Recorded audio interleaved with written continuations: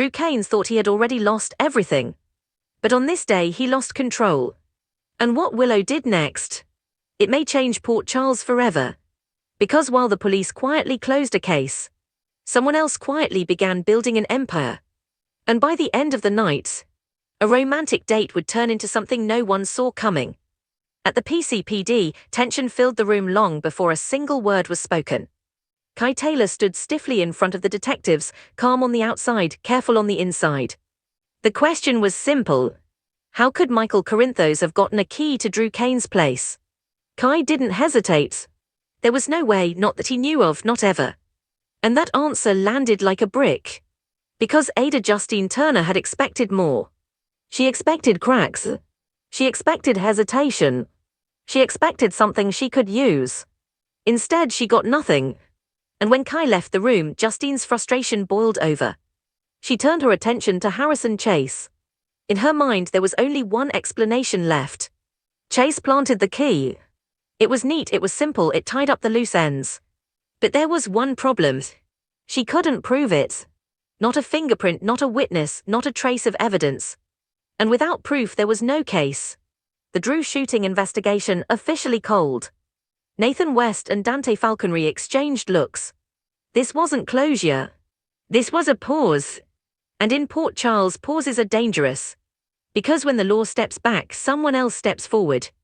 And that someone was Willow. Across town, a photographer's camera clicked rapidly. Flash, flash, flash. Drew Kane sat in his wheelchair. Beside him stood Willow. But it was Drew holding the authority anymore. It was Willow taking over his office. Taking over his position. Taking over his power. The optics were perfect. The symbolism even stronger. And as the photos circulated, whispers began. Was this loyalty? Or was this ambition? Laura Collins walked in, composed but watchful. She had questions. And she wasn't going to sugarcoat them. Would Willow use this new position to settle personal scores? Would she weaponize her authority? Willow's smile never wavered. She would serve her constituents. She would be fair. She would focus on the future. But Laura has seen too much in this town to take promises at face value. Because sometimes the most dangerous players are the ones who sound reasonable. And just when that conversation seemed contained, Ezra Boyle arrived. And everything shifted. Ezra was smooth, calm, strategic. He waited until Laura stepped outside with him before lowering his voice. He said it was too soon for her to resist Sidwell's agenda. Too soon to challenge the direction things were moving. And then he brought up Professor Hank Dalton. A subtle reminder. A warning without saying the word warning. Laura caught it instantly. Ezra may be on Sidwell's payroll, but he wasn't comfortable. He admitted he had done things he didn't want to do. He admitted he was deeper than he ever planned to be. And that right there, that's when Laura realized this wasn't politics anymore. This was survival. Because when powerful men start hinting at danger, someone is already in it. And Willow, she may not know how deep the water is yet. Or maybe she does. Back inside her new office, Willow stood in front of the desk that used to belong to Drew. It looked natural on her. Almost too natural. Kai entered quietly. She asked about the PCPD questioning. Every detail. Every word. And when he confirmed the case was going nowhere, Willow made a decision. She wanted him to stay.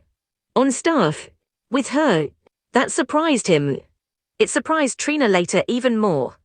But Willow framed it simply. Continuity. Support. Loyalty. Except Kai's reasons weren't simple. He wanted to watch over Drew. He wanted to keep an eye on Willow. And when someone accepts a job to keep an eye on their boss, that never ends clean. Because watching turns into protecting. And protecting turns into choosing sides. And sides are forming faster than anyone realizes. Soon after, Willow found herself in a three-way meeting. Laura, Ezra, and her. Ezra delivered his pitch smoothly.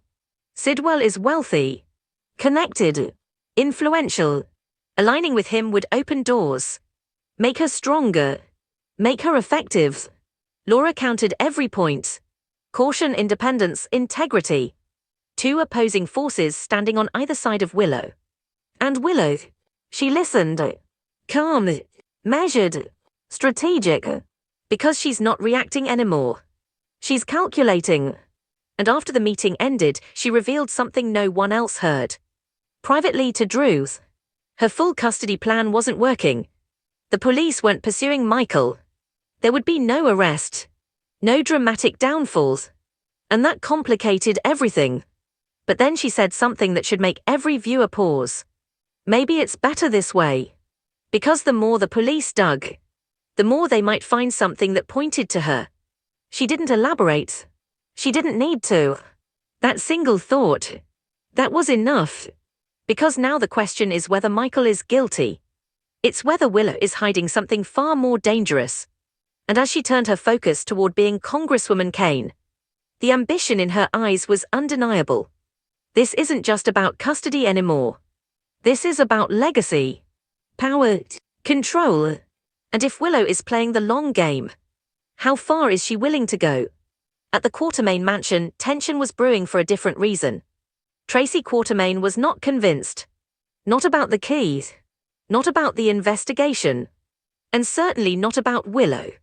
She grilled Brooklyn mercilessly. Did Chase plant that key? Is he compromising himself for Michael? Is he risking everything? Brooklyn stood firm. She believed her husband. She believed in his integrity. And more than anything, she believed he would put their adoption plans first. But doubt has a way of creeping in, especially when family is involved. In the foyer, Ned confronted Chase directly, accused him of prioritizing Willow over Brooklyn. Chase denied it instantly. But Ned wasn't convinced. Because Michael is family. And this conflict could tear through the Quartermaines if it escalates. Chase looked shaken. Not angry. Not defensive. Just aware. Aware that his loyalty is being questioned from all sides. So he decided to do something simple. Something human. He planned a date. A surprise. A reset. But in Port Charles, romantic resets rarely stay romantic. Elsewhere, another chapter was quietly closing. Portia and Curtis made the difficult decision to put their house on the market. Lucico arrived full of energy and optimism. But Trina wasn't ready. This was happening too fast. Too final. Curtis overheard Portia giving Trina a pep talk. His nostalgia was visible. The memories in those walls weren't small. And just as he was about to sign the papers, he hesitated. He pumped the brakes. Lucy was stunned. Because sometimes selling a house feels like selling a chapter of your life. And Curtis isn't sure he's ready for that. But while they debated, Trina stepped outside and ran straight into Kai. Kai filled her in about the interrogation. The key, the suspicion, and the possibility that Willow may have planted it. Trina's eyes widened. Because if that's true, everything shifts. She encouraged Kai to keep his resignation, to stay out of the chaos. But then he dropped the bombs. He accepted Willow's offer. He's staying on staff. To watch over Drew. To monitor Willow. Trina did not approve. At all. Because getting close to a power struggle means getting burned by it. And Kai is stepping directly into the fire. The question now is simple.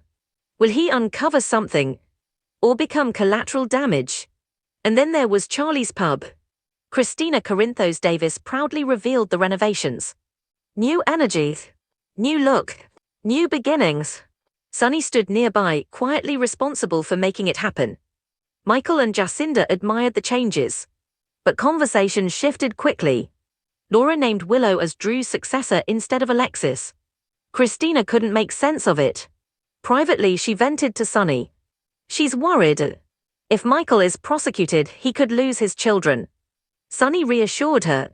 He's on top of things. But when Dante called Michael to the station, everything tightened again. Because even a cold case leaves heat behind. At the PCPD, Dante delivered the news. The investigation isn't continuing. Michael won't be charged. But suspicion, that doesn't disappear. Public perception lingers. And in Port Charles, perception can be deadly. Michael walked out cleared. But not cleans. And that's a dangerous difference. Later, Sonny summoned Ada Justine Turner to Charlie's.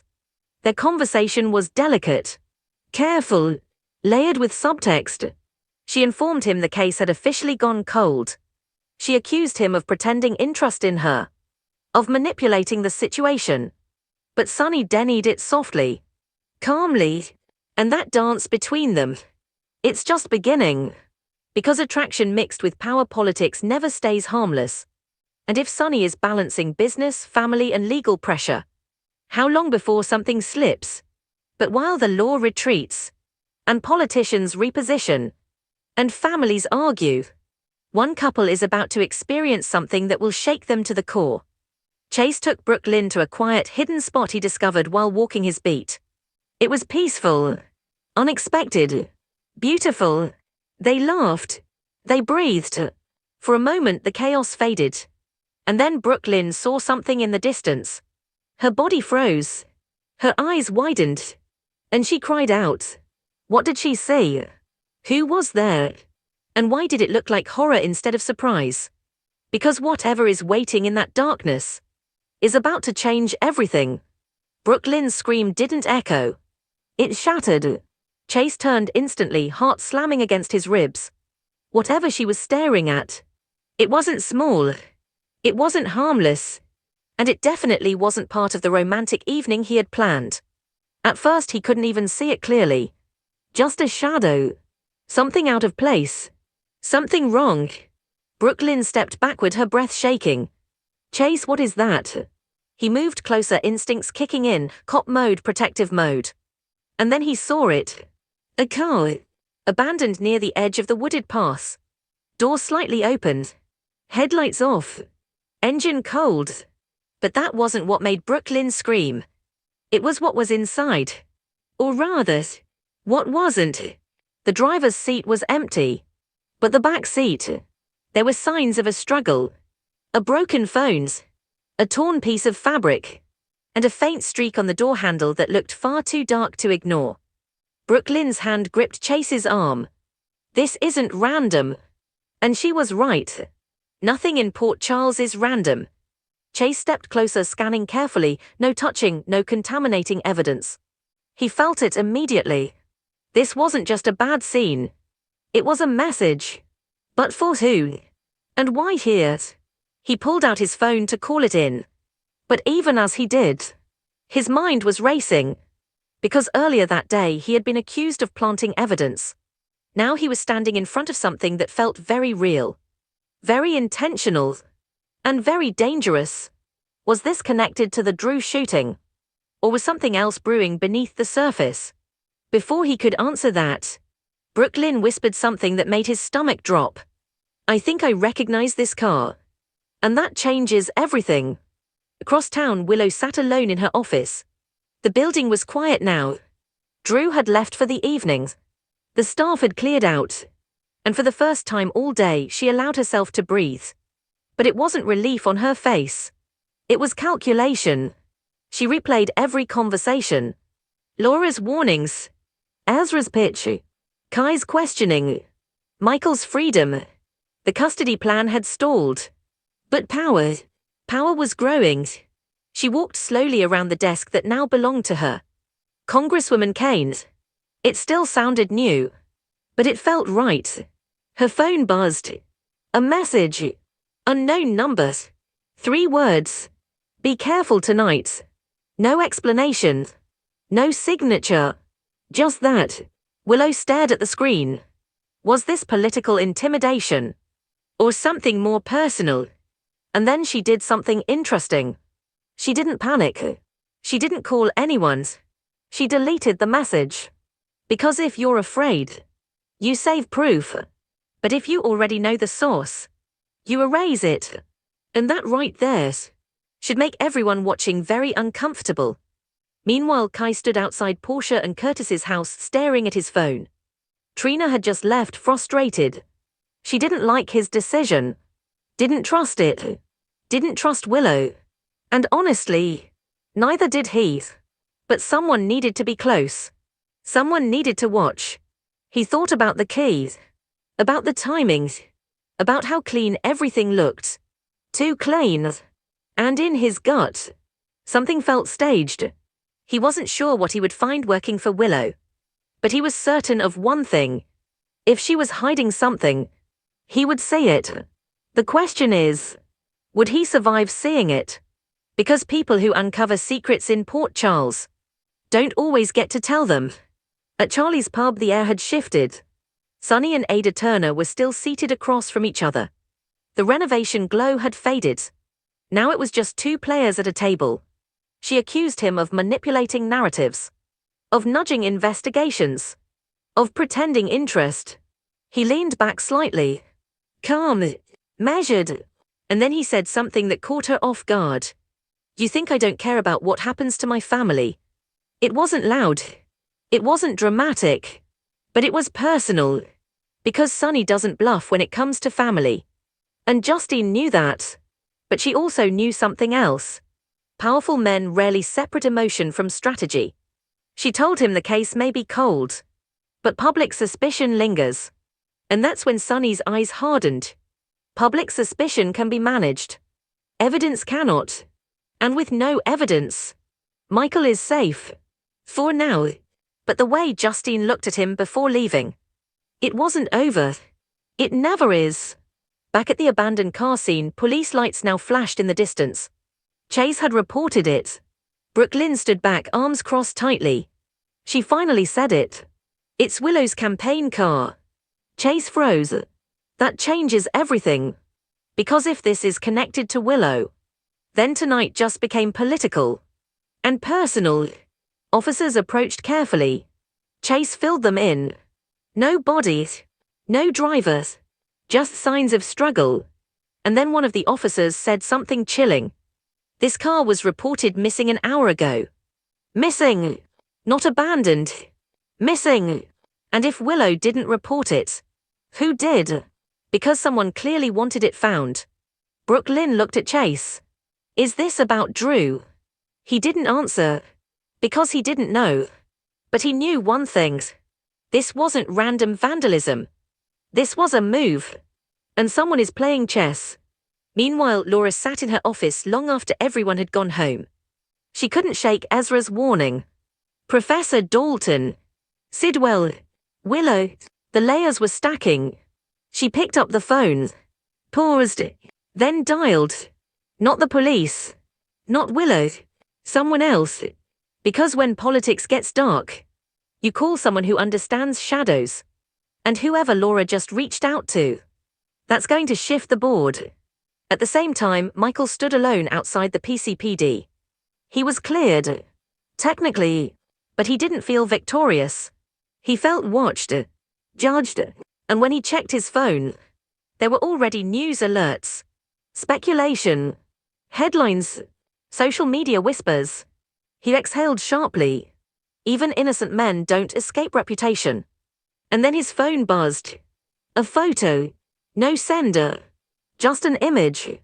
The abandoned campaign car. How did this photo reach him so fast? Who wants him to see it? And why? Because if Willow is connected, this custody battle just entered dangerous territory.